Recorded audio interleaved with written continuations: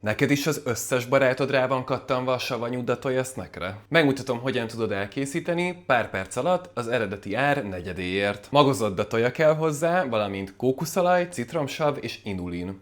Ezek ilyen furán hangzó összetevők, de mindegyiket bioboltban vettem, szóval biztos egészségesek. Ezen kívül kell még valamilyen ízesítő. Használhatsz természetes aromát, én most egy ilyen almásat fogok, szintén a bioboltból, de ha valami igazibbat szeretnél, akkor helyettesítheted porított liofilizált gyümölccsel, például málnával. A bolti datója snack ilyen 1000 forint körül mozog, ez viszont kijött 250 forintból, szóval ha nálad is elpattan heti 1-2 zacskóval, akkor már tökre megérte. A pontos recept a leírásban, mentsd el ezt a videót későbbre, és küld el egy olyan barátodnak, aki szintén rajta van a savanyú datóján, és kövess be hasonló tartalmakért.